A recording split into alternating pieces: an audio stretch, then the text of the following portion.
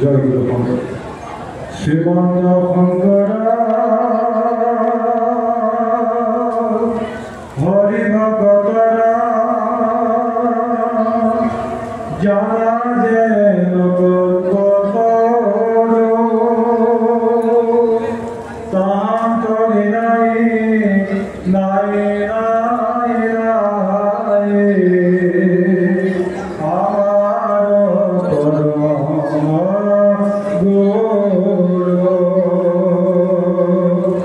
তান্তরে নাই নাই নাই আমার পরম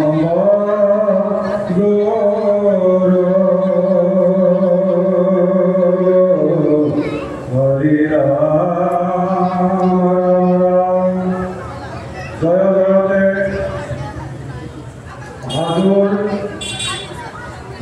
বরদী শঙ্কর মাধব সাংস্কৃতিক গোষ্ঠী দিহানাম থিয়নাম দলৰ পৰ্যন্ত তথা সমূহ ৰাইজৰ সহযোগত এই ৰূপালী জয়ন্তী উদযাপন সমিতিৰ মাননীয় সভাপতি সম্পাদকৰ প্ৰমুখ্যে আজিৰ এই সভাৰ গুৰু দায়িত্ব পালন কৰি সভাৰ সভাপতিত্ব পুৰোহিত্য আসন অলংকৃত কৰা শ্ৰীযুত অৰবিন্দ কলিতা প্ৰভুজনা আৰু মুখ্য বক্তা আমাৰ এঞ্জেলা চাংমাই ডাঙৰীয়াই আহি আছে বুলি আমি শুনিছোঁ। আৰু স্মৃতি গ্ৰন্থ ভাগি আমাৰ যাৰ দায়িত্বত আছিল উন্নত অৱস্থাত আমাৰ ডাঙৰীয়াই শ্ৰীযুক্তা লক্ষ্মী মিশ্ৰ অধিবক্তা গুৱাহাটী উচ্চ ন্যায়ালয় প্ৰমুখ্যে ইয়াত সমবেত হোৱা সমূহ ভকত বৈষ্ণৱ বাপ বান্ধৱ আই মাতৃসকল জগতগুৰু কৃপাল গুৰু শংকৰদেৱ গুৰুজনাৰ গুৰু ধৰ্ম নীতি আদৰ্শ সকলো আমি অসমীয়া জাতি তাক আমি হৃদয়ঙ্গম কৰি আমাৰ জীৱনৰ যি পথ আমি আগুৱাই যাব লাগিব।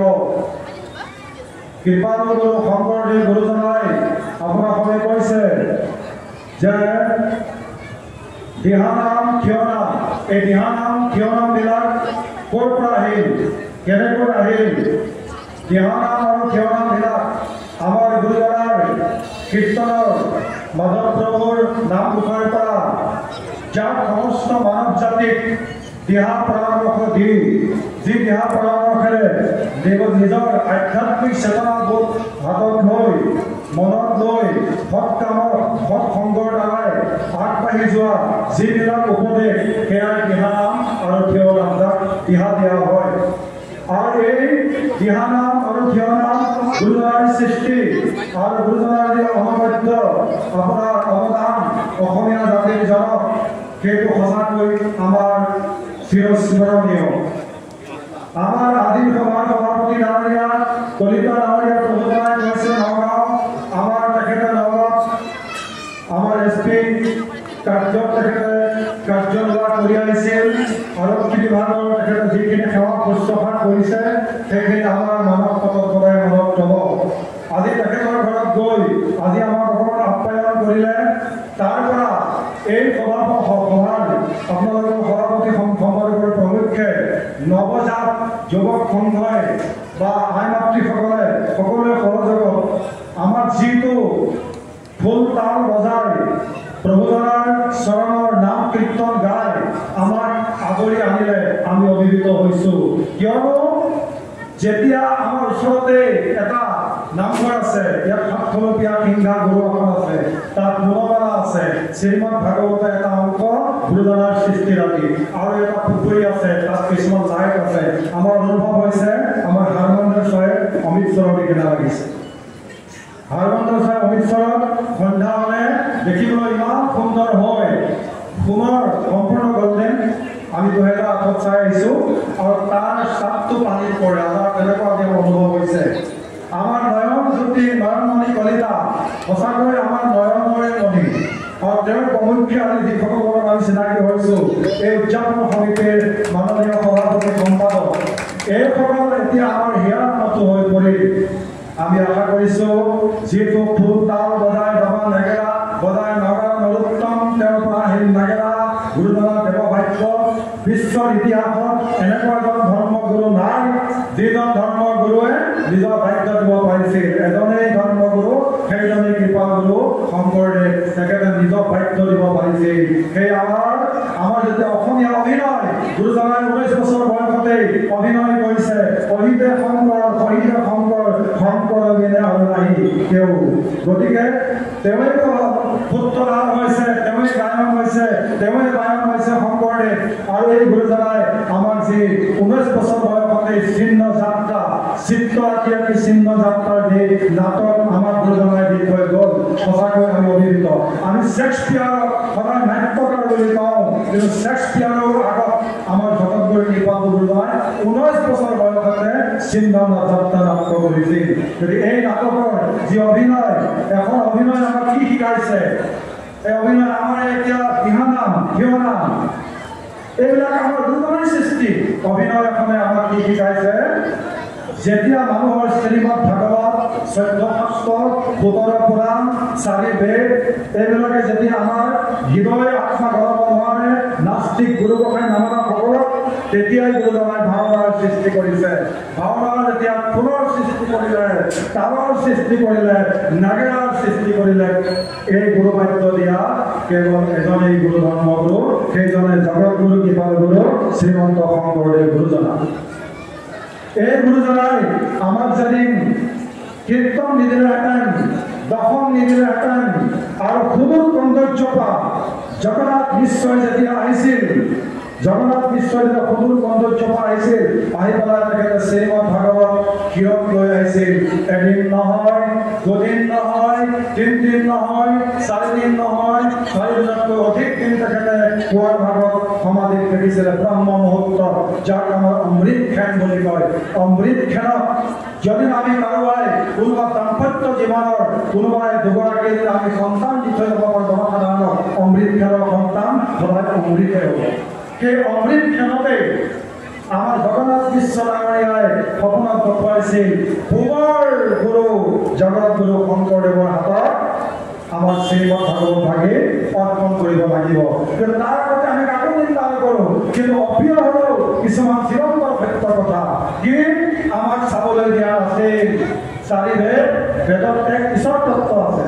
4 বেদ 14 শাস্ত্ৰ তেতিয়ালৈকে 17 পুৰাণ হোৱাই নাই আমাক চাব দিয়া নাছিল চকু ফুটিব কোনে কৈছিল আপোনালোকে বিশ্লেষণ কৰি চাব গতিকে আমি নকওঁ তাক ভাঙি নিশ্চয় আপোনালোকে কেতিয়াবা আৰু আমি ভালদৰে কওঁ ক'ৰবাত কৈছোঁ চাগে ক'ৰবাত কাৰণ কিমান জেগাত শ্ৰীমদ ভাগৱতৰ পাঠৰ ব্যাখ্যা কৰিছোঁ কিমান জেগাত গুৰু জয়ন্তী নিৰ্দিষ্ট বক্তা কৰিছোঁ আমি এইবিলাক আমি লিখি ৰাখোঁ আজি বহুদিনৰ বাবে লিখিবলৈ কিছু ক্ষেত্ৰত সময় পোৱা নাই গতিকে আমি আশা কৰোঁ গুৰুজনাৰ যি সৃষ্টিৰাজি এই সৃষ্টিৰাজি যে জগন্নাথ বিশ্বই সপোনত দেখিছিল তেতিয়া শংকৰদেৱ গুৰুজনাৰ হাতত খোজকাঢ়ি আহিছিল খোজকাঢ়ি আহোঁতে 6 মাহ কাল লাগিছিল 6 মাহ কালত তেতিয়া গুৰুজনাৰ হাতত অৰ্পণ কৰিছিল বোলে আমি কন্দজৰ পৰা আহিছোঁ জগন্নাথ বিশ্ব আৰু আপুনি আমি জয় জগন্নাথ আপুনি চৈতন্য জগন্নাথ আপুনি চৈতন্য জগন্নাথ কাক কৈছিল কৃপালগুৰু শংকৰদেৱ গুৰুজনাক কৈছিল তেখেতৰ হাতত দিলে তেতিয়া গুৰুজনাই আদ্যপান্ত সূৰ্যটো যেতিয়া ভাটিবেলা অস্ত দোৱাৰ তেখেতে অধ্যয়ন কৰিছে শ্ৰীমদ ভাগৱত ৰাতিপুৱা তেখেতে সমাপ্ত কৰিছে আৰু দশম ভাগি তেখেতৰ নিজা তাত সৃষ্টি কৰি শ্ৰীমদ ভাগৱত 3টা ভাষা মিশ্ৰণ কৰি সকলো মানৱ জাতিয়ে পঢ়িব পৰাকৈ সেই তাহানিৰ যে উচ্চ বৰ্ণসকলে কৈছিল যে ভাগৱত কীৰ্তন দশম এইবিলাক কীৰ্তন দশম যেতিয়া বনাইছিল বেদ এইবিলাক চাব নালাগে চকু ফুটিব অৰ্থাৎ চকু গজিব জ্ঞানৰ চকু গজিব তেতিয়া গুৰুজনাই বঙালী মধ্যেৰী আৰু অসমীয়া 3টা ভাষা মিশ্ৰণ কৰি পৰ্যায়ী ভাষা সৃষ্টি কৰিছে গুৰুজনাই পৰ্যায়ী ভাষা সৃষ্টি কৰি তেতিয়া ভাগৱত ভাগে আদ্যপান্ত অনুবাদ কৰি দশম ভাগি তেখেতৰ নিজৰ দশম যেতিয়া আপোনালোকে পাঠ কৰিব চাবচোন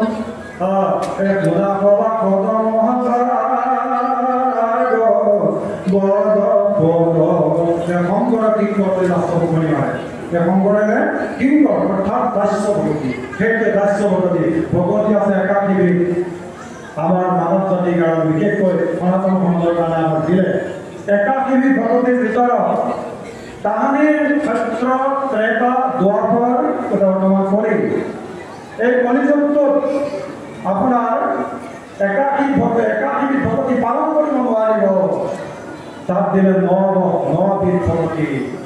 আমাৰ একেবাৰে শংকৰদেৱ গুৰুজনাই সৃষ্টি কৰা গায়ন বায়ন বৰধেমালি কি সুন্দৰ শব্দ শুনিব। নাগেৰাৰ মাত বৰগাহৰ মাত ক'ৰ পৰা আনিলে গুৰুজনাই এইবিলাক কম ডাঙৰ কথা। গতিকে বৰ ধেমালি সৰু ধেমালি ন ধেমালি গোসা ধেমালিতে সূত্ৰধাৰী ওলাব। এই অগ্নিগড়ৰ তলত 9ডাল শলা থাকিব, তাত 2 কলাই 9 ভকতি। আৰু কলিযুগত বৰ্তমান সময়ত যি চলি আছে, যুৱ সমাজ কেনি গৈছে, যুৱতীসকল কেনি গৈছে। আজি যুৱ সমাজ আমি দুখ দিওঁ যে অখাদ্য খাই পিতৃ মাতৃৰ কথা নুশুনি আৰু অন্যান্য দিশত তেওঁলোকে ধাৰণা হৈছে। কিন্তু কেতিয়াবা আমাৰ পেপাৰত বা টেলিভিশ্যন আমি যদি যাওঁ, বিহুৱে সংক্ৰান্তে আমাৰ যুৱতীসকলো বৰ মাতাল হৈ যায়। যুৱতীসকলো একেবাৰে আমাৰ আৰক্ষী বিভাগৰ প্ৰভুসকল যিসকল আমাক ৰক্ষা কৰি আছে সেইসকলক চুচাই লয়। তেনেকুৱা হোৱা নাই জানো? বহুত হৈছে। গতিকে সেইকাৰণে তাক মই এতিয়া বোলে পকা প্ৰথমে যাই যদি পকা। গতিকে সেইকাৰণেহে আমি চিন্তা কৰিব লাগিব এইটো কিহৰ কাৰণে হৈছে জানে? আমি পিতৃ মাতৃৰ দ্বাৰাই বহুত পিতৃ মাতৃ দুখ আছে। কোনোবা এজনে বানপস্য গাহস্য যতি আৰু কন্যা 4খন আশ্ৰমত গৃহস্থী প্ৰধান। তেওঁ মোৰ চিন্তাটো কৈছে গৃহস্থী প্ৰধান, কিন্তু গৃহস্থীখনতে ভকত সেৱা আছে, আন্তৰিকতা আছে, মানৱতা আছে, গুৰু সেৱা আছে। অন্যখন 3 আশ্ৰমত নাই। বিশেষ ভকত সেৱাটো বৰ ডাঙৰ বস্তু। ভক্তিৰ যিটো অঞ্জলি, ভক্তিৰেহে আমি ভগৱানক পাওঁ, অন্যান্য আমি একো নাপাওঁ। আমাক ভগৱানে কেতিয়াও কোৱা নাই মোক কোটি টকাৰে লাজি দিয়ক, কিন্তু আমাৰ এই হাতখন জয় গুৰু শংকৰ গুৰুজনা সেইকাৰণে আমাক কৈছে হে কৃষ্ণ কৃষ্ণ বাপজন কৃষ্ণ কৃষ্ণ আই। এইবিলাক শব্দ আমি চাবচোন কিমান সুন্দৰ। আমেৰিকা, ৰাছিয়া, কানাডা ক'তো এইবিলাক শব্দ বিচাৰি নাপায়। অসমীয়া জাতিৰ সত্তা, যি সুন্দৰ পোচাক, ধুতি, চেলেং, গামোচা। আমাৰ তাহানি অসমীয়া শিখসকলে নগাঁও বৰদোৱা আমাৰ ঘৰ। আমাক বহুতে কয় এই গেৰুৱা পদ্ধতিটো আমি বেছিকৈ মাৰোঁ। কালিলৈকে আমি ৰেষ্ট পোৱা নাই। আমাৰ দেৰগাঁও এগৰগিৰিত আমি ভাগৱত ব্যাখ্যাকাৰ গৈছিলোঁ। তাৰ আগদিনাখন তেজপুৰত গৈছিলোঁ। আমাৰ শ্ৰীমন্ত শংকৰদেৱ সংঘৰ এজন যুৱক ভাস্কৰ আপোনাৰ হাজৰিকা তেজপুৰত তেওঁৰ ঘৰত গৈছিলোঁ। তাৰ পৰাই আহি কালি অকণমান যেনে অকণমান ৰেষ্ট ল'লোঁ ঘৰত। তাৰ পৰা আকৌ আজি ইয়ালৈ আহিবলৈ হ'ল। আমাক কেতিয়াবা ৰিক্সাৱালাসকলেও প্ৰমাণ কৰে ৰিক্সা চলাইবিলাক যাবই লাগিব, ৰ'বচোন আপুনি অকণ মোক লৈ যাওক। বা ই ৰিক্সাবিলাকেও কাহা যায়গা। আমাৰ ডাঙৰ মনত আঘাত লাগে, দুখ লাগে। তাৰে আমিতো হিন্দীত কথা কোৱা মানুহ নহয়, আমিতো হাৰে কৈছে অসমীয়া, আমাৰ ধৰ্মটোৱে শিখ। আপুনি অসমক বাদ দিয়ক, পঞ্জাবক বাদ দিয়ক, ভাৰতবৰ্ষক বাদ দিয়ক, ভাৰতবৰ্ষৰ বাহিৰতো শিখ ধৰ্মাৱলম্বী লোক আছে। সেইসকলক আপোনালোকে কি বুলি ক'ব এতিয়া? অসমীয়া শিখ ক'ব, পাঞ্জাবী শিখ ক'ব নে বিহাৰী শিখ ক'ব? শিখ এটা ধৰ্মৰ নাম, পঞ্জাবী এটা জনগোষ্ঠীৰ নাম, অসমীয়া এটা জাতিৰ নাম, গুৰুজনাই সৃষ্টি কৰা 100 নাম ধৰ্ম এটা ধৰ্মৰ নাম। আমাৰ সনাতন ধৰ্মত 5 প্ৰকাৰৰ আছে। শাক্ত, সৈন্য, ভব্য, গানবন্ত, 5টা হৈছে। বৈষ্ণৱ যে আমাৰ গুৰুজনাই গুৰু শংকৰদেৱ গুৰুজনাই বহুতে আমি কওঁ যে জগতগুৰু শ্ৰীমন্ত শংকৰদেৱ গুৰুজনাই কি ধৰ্ম প্ৰচাৰ কৰিলে? আমি একেষাৰে নকৰাই কওঁ যে বৈষ্ণৱ ধৰ্ম। হয়নে বাৰু? নহয়। বৈষ্ণৱ শব্দটো সৃষ্টিৰ আদিত সত্য ত্ৰেতা দ্বাপৰ কৰি এতিয়া আকৌ কলিযুগত কোনোবা এজন কল্কি অৱতাৰ ওলাইছে। আপোনালোকে চাগে নিশ্চয় বুজি পাইছে। গতিকে সেই কল্কি অৱতাৰ হ'ব নোৱাৰে। কিয় নোৱাৰে? কলিযুগটো যাবলৈ কলিযুগটোৰ আয়ু 4,32,000 বছৰ। এতিয়া মাত্ৰ 6,000 বছৰ যোৱা নাই। এই কলিৰ শেষতো হৈ কল্কি অৱতাৰ কাটি মাৰিমে স্বৰ্গ কৰিব বন্দামাৰ। 24টা অৱতাৰ, তাৰ ভিতৰত নাৰদো পৰিছে, বাল্মীকিও পৰিছে। 24টা অৱতাৰৰ ভিতৰত মুখ্য অৱতাৰ 10টা। 10টা অৱতাৰৰ ভিতৰত 9টাহে অৱতাৰ হৈছে। কলিৰ শেষত বহুতলৈকে হৈছে, কলিৰ শেষতো হয়তো এতিয়াও হোৱা নাই। কল্কি অৱতাৰ কাটি মাৰি মেলচক কৰিব গুণ্ডামাৰ। এতিয়া বৰ্তমান সময়ত মানৱী তম ধাৰণ কৰি পুৰুষ মহিলা জাতি বৰ্ণ ধৰ্ম নিৰ্বিশেষে আমি যদি পাপ কৰিছোঁ, যদি শাস্ত্ৰসন্মতভাৱে আমি চলা নাই, তেতিয়াহ'লে আমাৰ এই জন্মত মৃত্যুৰ পাছত জনি ভাৱন কৰিব লাগিব। আৰু তাৰ পাছৰ বছৰতো, তাৰ পাছৰ জেনেৰেশ্যনতো জনি ভাৱন কৰিব লাগিব, যদিহে শাস্ত্ৰসন্মতভাৱে চলা নাই, যদিহে বেয়া কাম কৰিছোঁ। যেতিয়া আমাৰ 4,32,000 বছৰ যেতিয়া আমাৰ পূৰ্ণ হ'ব, তেতিয়াই এতিয়া কলিযুগটো চালকীয়া হৈছে। কলিযুগটো চালকীয়া ল'ৰা এটা হৈছে আৰু সফল ডেকা হ'বলৈ আছে, আদহীয়া হ'বলৈ আছে। যেতিয়া বৃদ্ধ হ'ব, তেতিয়াই 4,32,000 আয়ু সমাপ্ত হ'ব। হোৱাৰ লগে লগে কলিৰ শেষতো হয়তো কল্কি অৱতাৰ। সেইটো আমাৰ শিখ ধৰ্মটো কৈছে আচলি খালচা কলনিবাস বেলেজ খালচা অবিনাশ। সেইখিনি সময়ত ঘোঁৰাৰ ওপৰত কৃপান লৈ, কৃপান আমাৰ কৃপান লৈ পিন্ধি সেয়া তাৰ তাৎপৰ্যও কম। কৃপান লৈ আপোনাৰ সেই সময়ত যোনে বেয়া কাম কৰে, প্ৰভুৱে কাকো নাচায়। সেইটো মোৰ ধৰ্মবাদী কৰি নিজ হাতে কাটিব কলিযুগৰ অন্ত। বৰ্তমান যদি আমি যে বেয়া কাম কৰিছোঁ, শাস্ত্ৰসন্মত চলা নাই, কি আমাৰ সভা কি হ'ব? এতিয়া জীৱ জন্তুবিলাকে আমাক দিলে ক'লে মানে বেলেগ, আত্মা চবৰে একেই। আপোনাৰ ঘৰত থকা গাই গৰু, ঘৰত থকা বলদ গৰু, ঘৰত থকা ছাগলী এইবিলাক, আমাৰ ঘৰত ছাগলীকে কাম আছে। ইয়াত যে আমি আহিম আপোনালোকে চৰণৰ প্ৰৱৰ্তনা ল'বলৈ, আমি তাত মানুহ কিছুমান লৈ আহিছোঁ। সেই জীৱ জন্তুবিলাকে আহাৰ মানি দিয়ক, আমাৰ মহাপাপ হ'ব। গতিকে এই জীৱবিলাক ঘৰতে কোনোবাই কাটি খাই আছে, উঠ ফুৰাই আছে। এই আমি ভোজন কৰা, নিৰামিষ ভোজন কৰা ৰজ তম সত 3টা গুণৰে ব্যক্তি পৃথিৱীত আছে। কিন্তু তাতে থাকিলেও আমাৰ গুৰুজনাই কি কৈছে আমি সেইখিনি জানিব লাগিব। গুৰুজনাই আমাক কি কৈছে যে এই নাৰায়ণ কাহে ভগতি কৰো তেৰা মেৰি মাৰু মাধৱে ঘনে ঘন হৰিয়ে ঘাত কপাপ নাসুৰা যত জীৱ জঙ্গ কিবা পতঙ্গম হৰিয়ে অগণ গজগ তেৰি গায়া। এইটো কবিতা হয় গুৰুজনাৰ সৃষ্টি। যত জীৱ জঙ্গম কীট পতঙ্গম অগণ গজগতেৰি গায়া। যদি সকলো জীৱ আমাৰ ঈশ্বৰৰে কায়া হ'ল, আমি উঠ ফুৰাবলৈ যি জীৱৰ আমাৰ সৃষ্টি কৰা অধিকাৰ নাই, তাক আমি লয় কৰাৰ কোনো অধিকাৰ নাই। বাঘ সিংহ এইবিলাকে কেতিয়াও ঘাঁহ নাখায়, তেওঁলোকক মাংসভোজী, মাংস খায়।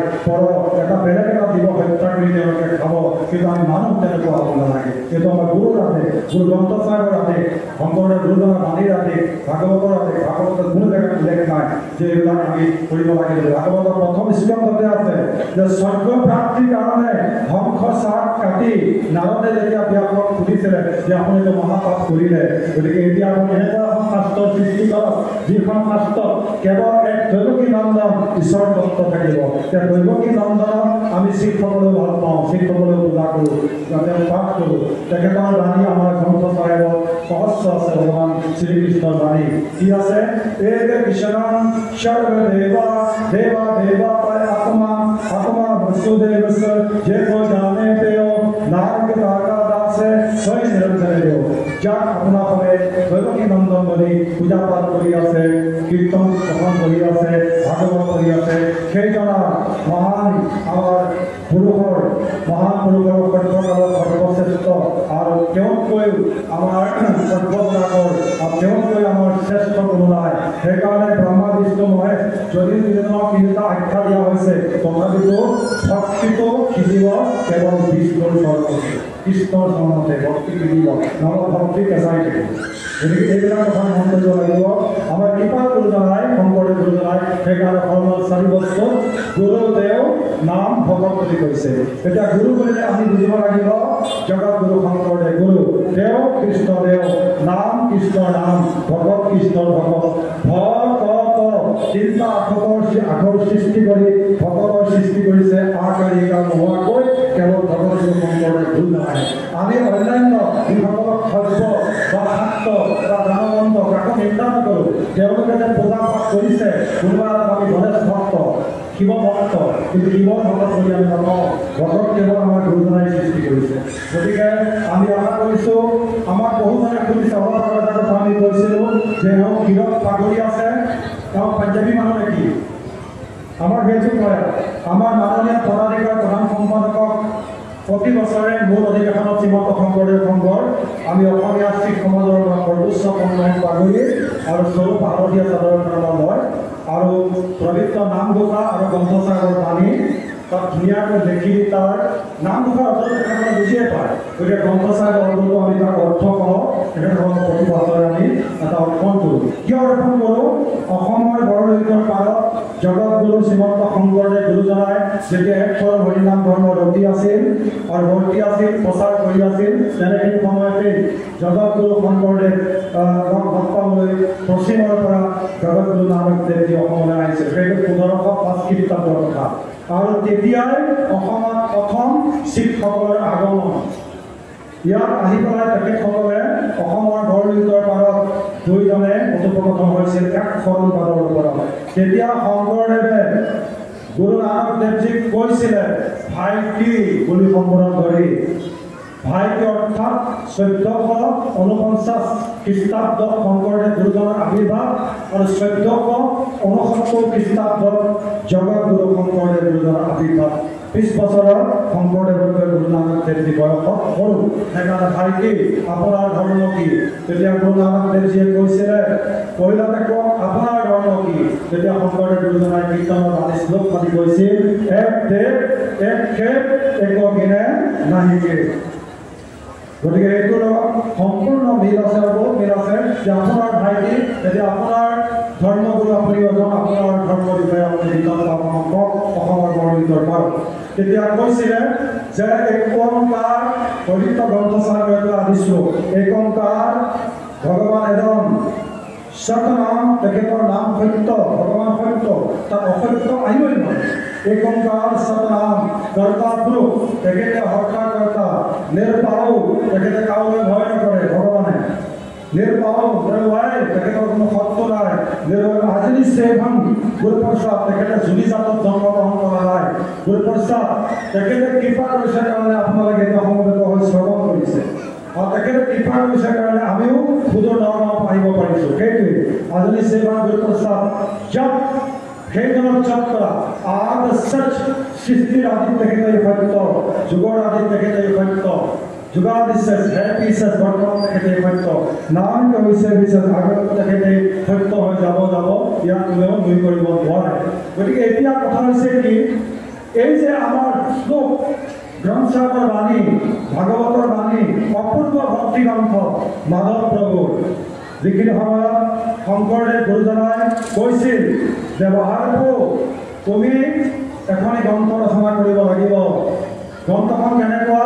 যেনেকৈ বগৰীটো পকা, ফলটো পকা, দেখিবলৈ সুন্দৰ, খাবলৈ মিঠা, বগৰী ফলৰ যিটো গোন্ধ, আমাৰ অমৃতসৰ দৰবাৰ চাহেবৰ হাৰমেন্দ্ৰ চাহেবৰ দুজোপা বগৰী আছে। সেই বগৰীটো মাজৰ যিটো গুটিটো বৰ টান। এনেকুৱা এখন গ্ৰন্থ ৰচনা কৰা যিখন গ্ৰন্থই তুমি আপুনি ৰচনা কৰক, কিন্তু তাৰ গ্ৰহতত্ব অৰ্থবিলাক ক'বলৈ ইমান সহজ নহয়, বৰ টান। অধ্যয়ন কৰিব লাগে, বহুত অধ্যয়ন কৰিব লাগে। আগে অধ্যয়ন কৰি লৈ পেলাই নাম ঘোষা আদি কৰা অন্ত হ'ব পাৰিব। যেনেকৈ এজন অধ্যাপকে নিজৰ ষ্টুডেণ্টক কলেজত শিক্ষা দিবলৈ কাৰণে কাইলৈ নতুন পাঠ এটা পঢ়াব লাগিব, সেই পাঠটো তেখেতে নিজেই ঘৰত কলকলীয়া হৈ যায়। তেওঁ ডিগ্ৰী আছে, MSc পাছ কৰিছে, WMA পাছ কৰিছে, তেওঁ অধ্যাপক কৰিছে, কিন্তু সেই চেপ্টাৰটো কামত তেওঁ চকু ফুৰাবলৈ তেনেকৈ নামঘোষা নামৰ এখন গ্ৰন্থটো ৰচনা কৰক। তেওঁ যেতিয়া মাজত প্ৰৱেশ যেতিয়া মোৰেই পোৱা নাই কলম কেনেকৈ ধৰিব। তেতিয়া এজন ভকতক ক'লে, আপুনি আৰু এই দুপৰীয়া অন্নপ্ৰসাদ পুথি খাই অহা হ'লনে? বোলে হয়, দুপৰীয়া অন্নপ্ৰসাদ পুথি খাই অহা হ'ল। কোনে সুধিলে? জগতগুৰু শংকৰদেৱ গুৰুজনাই মাধৱ প্ৰভুক সুধিলে। মাধৱ প্ৰভুৱে এজন ভকতক সুধিলে। ভকতজনে যেতিয়া ক'লে হয়, কিহৰে আঞ্জা কি বনালে, তেতিয়া কোনো কোনো জেগাত ভকতি প্ৰথম তোমাৰ চব কায়া, তোমাৰ যেতিয়া কায়া গতিকে জীৱৰ হত্যা কৰা আমাৰ কোনো অধিকাৰ নাই। কিন্তু সেই কাহিনীটোত আমি অধ্যয়ন কৰি পেলাই পালোঁ যে হয় প্ৰভু, এটা দহি কৰা মাছ, ইয়াৰ পৰা কি বুজাইছে সেইটো তাত তত্ত্ব সোমাই আছে। এটা দহি কৰা মাছ খুব এটা আঙুলিৰ সমান, দহি কৰা মাছেৰে থেকেৰা চেকেৰা এখন আঞ্জা বনালোঁ। আঞ্জাত 7টা প্ৰাণীয়ে 7টা জীৱই তৃপ্তিৰে খালোঁ আৰু এতিয়া আমাৰ ওচৰলৈ আনিছোঁ। তেতিয়াই মাধৱ প্ৰভুৱে ক'লে যে মই এতিয়া কলম ধৰিবলৈ সুবিধা পালোঁ। কাৰণ কাৰোবাৰ কিবা কিবি হ'লে যথেষ্ট আমি ভোজন কৰা সময়ত কিছুমান চবকে নহয় খোৱাই সন্তুষ্ট কৰিব নোৱাৰি। আৰু এইজন এনেকুৱা ভকত, এটা দহি কৰা মাছ তেখেতে থেকেৰা টেঙা বাকী ভাতৰ আঞ্জাখন খাই 7টা পানীয়ে তৃপ্তিৰে খালে। ইমান ক্ষুদ্ৰ, কাৰ লগত কি কৰিব হয় নাই কওক? তেতিয়াই তেখেতে ভগতক মই শ্ৰেষ্ঠ আসন দিব বুলি লাগিবই বুলি তেওঁ কলম ধৰিলে। বাহাৰকো তুমি সুবিধা পাইছা নাই? বাহাৰকো বুলি দুটা অৰ্থত কয়। যি বৃন্দাবনী বস্ত্ৰ গুৰুজনাই বোৱাইছিল আৰু গুৰুজনাই নিজেও কৈছিল, আমাৰ আইসকলে জানিব একোহালি কাপোৰ আমাৰ এহাততকৈ এবেগে বেছি একোহালি বুলি কয়। আমাৰ আইহঁতেও আমাৰ দেউতাহঁতক পাগুৰিবিলাক তাহাঁতে বৈ দিছিলে। কিয় কৰিছে? আমাৰ পঞ্চম পুৰুষ 4 পুৰুষ অসমতে জন্ম, অসমতে মৃত্যু, অসমতে শিক্ষকসকল। গতিকে আপোনাৰ তেতিয়া তেখেতে মানে পাগুৰিবিলাক আমাৰ আইসকলে বৈ কৰি দি পেলাই উলিয়াইছিল। তেতিয়া সেই একোহালিতকৈ বেছি মাধৱ প্ৰভুৱে গৈছিল, সেইকাৰণে পাহাৰটো। আৰু শংকৰদেৱ গুৰুজনাতকৈ দুটা কথা সাহিত্য ভাষাই গুৰুজনাই ক'ব পাৰিছিল, ৰচনা কৰিব পাৰিছিল, সেইকাৰণে পাহাৰটো দুটা অৰ্থ। তেতিয়া ক'লে, তেতিয়া বোলে আমি সুবিধা পালোঁ প্ৰভু, এতিয়া ভকতক শ্ৰেষ্ঠ আসন দিবই লাগিব। তেতিয়াই তেখেতৰ নাম ঘোষাৰ কলম ধৰিলে, দুইতে দেৱকী নন্দনক সেৱা কৰিব দিছে। প্ৰথমতেই আপোনাৰ ভকতক শুনো বুলি কৈছে, এই মুদিত নিষ্পৃহ জিত কেহি ভকতক ৰসময় মাগু ভকতি সমস্ত মস্তক মনে নিজা ভকতৰ বৈশ্য ভজহেন দেৱ যদুপতি। যি ভকতে মুক্তিও নিবিচাৰে, মুক্তিত নিষ্পৃহ যিটো, সেই ভকতক নমো ৰসময় মাগু ভকতি। ভক্তি মায়াকে ভগৱানৰ ওচৰত মোৰ ধনধান হওক, টকা পইচা হওক, মোৰ পাৰ্থিৱ জীৱনটোৱে মোৰ নহয়। এই শৰীৰটো পঞ্চৱতী দেহা শৰীৰটো ইয়াতে পেলাই দৌৰিব লাগিব। গতিকে সেইকাৰণে মাধৱ প্ৰভুৱে ৰচনা কৰিলে, যোন ভকতে মুক্তিও নিবিচাৰে সেই ভকতক মই নমস্কাৰ কৰোঁ। দ্বিতীয়তে মই দেৱকী নন্দনক জানি কিন্তু নিষ্পৃহ যিটো, সেই ভকতক নমো। আৰু সেই ভকতে কি মাগে? ৰসময় মাগু ভকতি। ভগৱানৰ চৰণত হে প্ৰভু ৰসময় ভকতি, ৰসময় ভকতি তাকেই তুমি দিয়া। কিন্তু আমি কি মাগিম? ধন টকা পইচা এইবিলাক। আমাৰ কৃপাগুৰু শংকৰদেৱ গুৰুজনাই তেতিয়াই তেখেতে এনেকুৱা এটা ঘোষা মাধৱ প্ৰভুৱে ৰচনা কৰিছিল। আৰু আমি শ্ৰীমন্ত শংকৰদেৱ সংঘত থাকোঁৱেই বা নাথাকে সকলোৱেও আমি যেতিয়া একশৰণ ভাগ গ্ৰন্থতেই শ্ৰীমদ ভাগৱত বা অন্যান্য কীৰ্তন দশম আমি পাঠ কৰোঁ, তেতিয়া কিন্তু ঘোষাৰ অবিহনে আমি কেতিয়াও আৰম্ভ কৰিব নোৱাৰোঁ। বৰদিন আৰু ঘোষাই আমি আৰম্ভ কৰিব লাগিব আৰু ঘোষাই আমি সামৰণি মাৰিব লাগিব। অষ্টখন পৃথিৱীৰ বিজনতে বিৰল, এক ঈশ্বৰবাদ, তাত কোনো কাহিনী নাই। ভাগৱতত আখ্যান উপাখ্যানত বান্ধ খাই আছে, তথাপিতো ভাগৱতত ভক্তি ভাগ আছে, ভগৱান শ্ৰীকৃষ্ণৰ নাম কীৰ্তন আছে। আমি ভাগৱতক চিৰৰহস্য আমাৰ নিজৰ নিয়মে দুখনকৈ ভাগৱত আছে আৰু ভগৱান শ্ৰীকৃষ্ণৰ বৰ্ণনা পবিত্ৰ গ্ৰন্থ চাহেবত বহুত আছে। সেইকাৰণে আমাৰ ঘৰৰ আগেদি যেতিয়া শংকৰ উৎসৱত ভাগৱত লৈ যায় আমি তাতে অংশগ্ৰহণ কৰোঁ।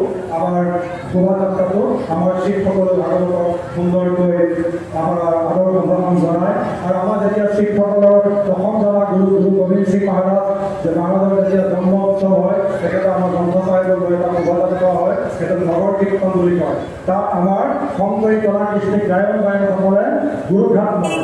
যেতিয়া আমাৰ বৈকুণ্ঠৰ পৰা অৰ্থাৎ গুৰুদ্বাৰৰ পৰা গ্ৰন্থ চাই আমি নিজেই কিৰত কওঁ কি দৃষ্টিনন্দন, সেইখনেই আমাৰ সম্প্ৰীতি চাবলৈ সকলোতে আছে সম্প্ৰীতি, কিন্তু বেছিকৈ সম্প্ৰীতি চাবলৈ হ'লে আহক নগাঁও জিলাৰ বৰতোলা গাঁৱলৈ। আমি অসমীয়া শিখসকলে কিবা হেৰুৱালে ইয়াতে হেৰুৱাম, কিবা পালে ইয়াতে পাম।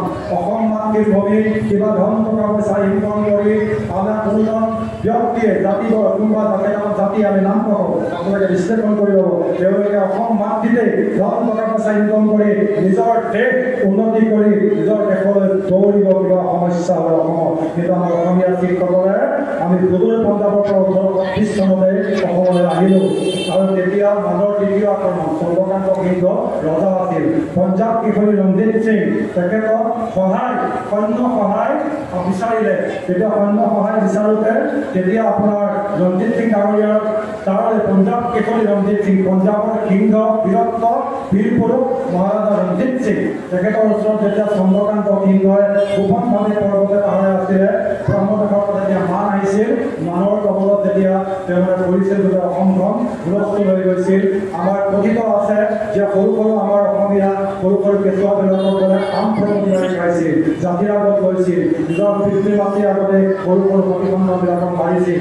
এই যেতিয়া গুৰুদশা অৱস্থা হৈছিল 1920 চনতে আমাৰ মহাৰাজা ৰঞ্জিত সিঙে তেতিয়া পাখি বৰণ আছিল, যিখন মুগাৰ কাপোৰত লিখিছিলে, মুগাৰ কাপোৰত লিখি পেলাই যেতিয়া চিঠিখন লৈ গৈছিলে মহাৰাজা ৰঞ্জিত সিঙৰ বোলে অসমৰ এজন দূতে, চন্দ্ৰকান্ত সিংহৰ দূতে, তেতিয়া তালৈ যেতিয়া লৈ গৈছিল তেতিয়া তেওঁ পঢ়ি চালে মুখেৰে তেওঁ কলমটো কামুৰি পেলাই বহুত সময় ৰৈ আছিল মহাৰাজা ৰঞ্জিত সিঙে। কিয় ৰৈ আছিল? যে আমাৰ অসমৰ সৈন্য সামন্ত নিশ্চয় দিব লাগিব। কিয় দিব লাগিব? তাত প্ৰশ্ন উত্তৰত 1505 খ্ৰীষ্টাব্দত জগতগুৰু শংকৰদেৱ জগতগুৰু নানক দেৱজীৰ আমাৰ যি দৰ্শন একেই দৰ্শন আমাৰ অসম ভূমিত মিলিছিল। সেইকাৰণে অসমত মই সহায় কৰিবলৈ লাগিব। তেতিয়াই তেওঁ 500 শিখ সৈন্য দি পঠাইছিল পঞ্জাৱৰ পৰা অসম মাতৃ ৰক্ষাৰ কাৰণে। 500 শিখ সৈন্যই সৰহ সংখ্যকে বীৰগতি প্ৰাপ্ত হ'ল। আৰু যিখিনি বাচি থাকিলে স্থানীয় পানী গ্ৰহণ কৰি আমাৰ পুৰুষ আমি জসবীৰ সিং পঞ্চম পুৰুষ, আমাৰ এতিয়া 4জন পুৰুষ অসমতে জন্ম, অসম মাতৃভূমিতে মৃত্যু হয়, নশ্বৰ দেহা বিলীন হৈ গৈছে। সেইকাৰণে কৈছোঁ আমি প্ৰথম এজন ভাল অসমীয়া, তাৰ কাৰণে আমাৰ ধৰ্ম শিখ। গতিকে আমি কিবা হেৰুৱালে ইয়াতে হেৰুৱাম, কিবা পালে ইয়াতে পাম, আমাৰ বেলেগ এখন আৰু ঘৰ নাই। আৰু আছে ধৰ্মৰ প্ৰতিষ্ঠা শিখ ধৰ্ম উপস্থিত হ'ল আমাৰ পঞ্জাৱ। অমৃতসৰ হৰমন্দিৰ চাহেব চাই আহিব লাগে, 2008 চাই আহিলোঁ। চোৱাৰ পাছত আমি কেইটামান দিনৰ কাৰণে এমাহ গ'লোঁ, এমাহ তাত থাকিলোঁ, থাকি পেলাই আহিলোঁ। তাৰপাছতো আমাৰ সেইখন অসমত 81-82 আন্দোলনত যে আমাৰ শ্বহীদ চন্দন সিং, শ্বহীদ কৰণ সিং, এইসকল যে আমাৰ বৰতোলা গাঁৱৰ নগাঁও জিলাৰ আমাৰ বহিৰাগত বহিষ্কাৰ আন্দোলনত যে শ্বহীদ হৈছিলে, সেই গাঁওখনলৈ কাৰ মনত নকৰিব? হাজাৰ অমৃতসৰ হৰমন্দিৰ চাহেব পুনৰেই তাৰপৰা আহিবলৈ মন নাযায়, কিন্তু নহয়। তথাপিতো সেই লক্ষ্মণে কৈছিল দাদা আমি ইয়াতে থাকি যাওঁ পুনৰ লংকা। তেতিয়া লক্ষ্মণক কৈছিলে শ্ৰীৰামচন্দ্ৰই যে জন্মভূমিখন স্বৰ্গতকৈ শ্ৰেষ্ঠ, গতিকে আমাৰ জন্মভূমিখনলৈ আমি দৌৰি ঢাপলি আহিবই লাগিব। তাত আমাৰ যেতিয়া ৰাস হয়, এতিয়া ৰাস আহি আছে, ৰাসত আমাৰ অসমীয়া শিখসকলে যদি সভাপতি নকৰে ৰাস নহয়। বহাগ বিহু, কাতি বিহু, মাঘৰ বিহু, এইবিলাকত যদি উৎসৱবিলাকত যদি অসমীয়া শিখসকলৰ দ্বাৰাই মানে আপোনাৰ টকা পইচা সন্তুলন নহয়, চবেই যাম মিলি যদি আমি যাব লাগে। যদি পাগুৰিত আমাৰ সন্তুষ্ট সন্মানীয় এই পাগুৰিত আমাৰ থাকিবই। গতিকে আমাৰ সভাপতি আমি তাত সভাপতি কৰোঁ, আৰু বহুতজনে পূজা ব্যক্তি আছে বিহু কমিটিৰ সভাপতি কৰে। এনেধৰণে আমি তাত 8টা জাতিৰে সম্প্ৰীতিৰে বৰতোলা গাঁৱত জীয়াই আছোঁ। এতিয়া আপোনালোকৰ মাজত আমি অকণমান ধৰ্মফলৈ যাম। আমাৰ আজিৰ সভাৰ মাননীয় সভাপতি ডাঙৰীয়াই আমাক অকণমান ক'ব তেতিয়াহ'লে আমাক ক'ব নহ'বা আমি বিভিন্ন জেগাত বিশেষকৈ শংকৰদেৱ গুৰুজনাকে নিৰ্দিষ্ট বক্তা যাওঁ গোটেই অসম গুৰু 3 ঘণ্টা লাগে তাতকৈ বেছিকৈ আমাৰ ভাষণ দিয়া এটা উদাহৰণ ক'ব আছে আৰু সেইবাবে নিজকে নিজে নকওঁ বোলে মই বুলিলে অহংকাৰ তই বুলিলে গালি সেইটো আপোনালোকেহে ক'ব গতিকে সেইকাৰণে আপোনালোকক হয়তো আমি ইয়াৰ এইখিনিতে আমি এটা কথা ক'বলৈ খোজোঁ আমাৰ প্ৰধানমন্ত্ৰী ভূপেন হাজৰিকাই আমাক যিখিনি দি থৈ গ'ল তাৰ পাছতেই আমাৰ সকলো ভাষাতে গান গাব পৰা খালী কৰি আমাৰ মাজৰ পৰা গুচি যোৱা মাননীয় জুবিন গাৰ্গ ডাঙৰীয়া তেখেতক আমি আজি এই সুযোগতে শ্ৰদ্ধা কৰিছোঁ আমি আশা কৰিছোঁ অসমীয়া জাতিৰ কলা সংস্কৃতিটো বিশেষকৈ গুৰুজনাৰ যি নীতি আদৰ্শ নাম কীৰ্তন আৰু বৰগীত এইবিলাক তেওঁ আদৰি লৈ যায় জ্যোতি সংগীত ৰাভ সংগীত কি গোৱা নাই সমস্তখিনি অৱদান আমাক জুবিন দাদাই দি থৈ গ'ল অৰ্থাৎ জুবিন গাৰ্গ ডাঙৰীয়াই দি থৈ গ'ল আমাক তেখেতে সেইখিনি অকণ সময় দিছে তেখেতৰ কথাও কাৰণ এইটো আমাৰ তেওঁৰ যি সমাধিস্থলত তীৰ্থস্থানলৈ পৰিৱৰ্তন হৈছে গতিকে তেখেতে যাতে প্ৰকৃততে যদি তেখেত আমাৰ ন্যায় পাবলগীয়া মৃত্যু হৈছে প্ৰকৃততে যদি ন্যায় পাবলগীয়া মৃত্যু হৈছে নিশ্চয়কৈ তেখেতে ন্যায় পাওক নিশ্চয়কৈ ন্যায় পাওক তাক আমি কামনা কৰিছোঁ আমি বৰ্তমান ঠিক ৰাইজৰ পৰা তেখেতৰ প্ৰতিকাৰ তেতিয়া প্ৰাৰ্থনা কৰিছোঁ তাতে প্ৰতি মুহূৰ্তে মতে আমাৰ এটা মনস্থিৰ ভাৱনা আৰু দৃষ্টান্তমূলক যদি শাস্তি নাপায় যিসকলে প্ৰকৃততে যদি কৰিছে তেতিয়াহ'লে সঁচাটো ক'বলৈ গ'লে তেনেকুৱা বেয়া কাম কৰিবলৈ আমি বহুতে প্ৰেৰণা পাওঁ আমি আমাক ভাল কাম কৰিবলৈ প্ৰেৰণা দিব লাগে ভাল কাম কৰিলেহে প্ৰেৰণা দিব লাগে যেনেকৈ আজি পিতৃ মাতৃয়ে সন্তানক কেতিয়াও বেয়া হ'বলৈ নিদিয়ে ভাল হ'বলৈ দিয়ে কিন্তু ল'ৰা এটাই সৰু ল'ৰা এটাই যদি 5 বছৰ সমস্যা বেয়া কাম কৰি আহি থাকে পিতৃ মাকে তাক কেতিয়াও বেয়া ব্যৱহাৰ কৰিব নাপায় আজি স্কুলৰ ছাত্ৰ ছাত্ৰীসকলক নিজৰ শিক্ষা লৈ আজি টান কথা ক'ব নোৱাৰে এনেকুৱা যুগ আহিছে আজি নিয়মৰ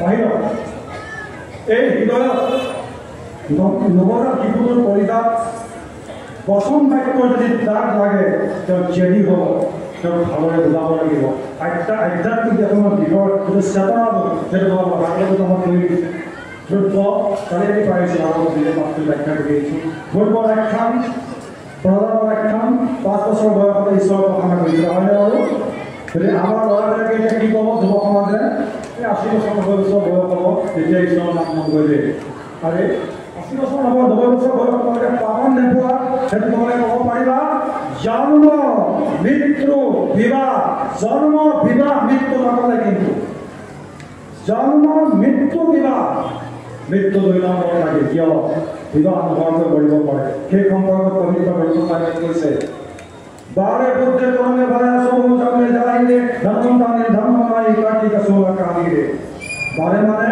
मातृ गर्भ का केसुआ जन्म में लगे मरिब पारे हे बच्चा बारे बुद्धे परम आयु का अधिकारी কৰি দিব আমাৰ 100 বছৰ কোনবা দিন 80 বছৰ 90 বছৰ পাইছে তো নাই 100 বছৰ ভালে গতিকে বাৰে বুদ্ধে তৰুণে দেখা বিভিন্ন দেখে হয় নহয় 80 বছৰ মানে গতিকে সেইকাৰণে আমি যুৱ সমাজে আমি এইটো কেতিয়াও কিবা সংকল্প হ'ব নালাগে যে 80 বছৰ 90 বছৰ বয়স হ'ব তেতিয়া ঈশ্বৰৰ নাম মোৰ গ্ৰন্থ চাইডত কৈছে শ্ৰী কান্তিও বা দেৱতাকে মাগে নয়ন জগতে হেনা নয়ন মানে চকুৰ দৃষ্টিশক্তি হীন হ'ব কাৰৰ শ্ৰৱণ শক্তি নাইকিয়া হৈ যাব শৰীৰৰ শক্তি নাইকিয়া হৈ যাব তেতিয়া তুমি ঈশ্বৰৰ নাম দেখা গল্প বেয়া কাম কৰিব তেতিয়া তুমি আকাম কৰিলে কিবা পাব জিভাৰ শক্তি জিভাৰ দাঁত হৈ যাব জিভাৰ যিটো ফুপনি সেইটো স্পষ্ট হ'ব এই কিছুমান ক'ব লাগিব এইটো বেলেগ শব্দ হ'ব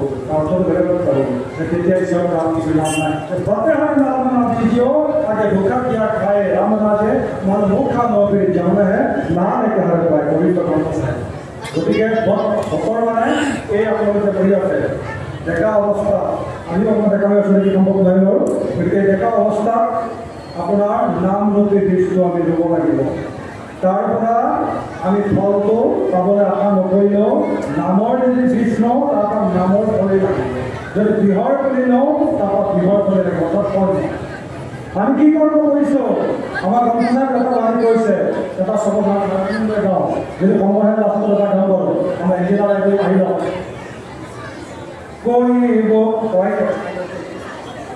कोई लगो सतो हरे कोई बोले राम राम कोई खुदाए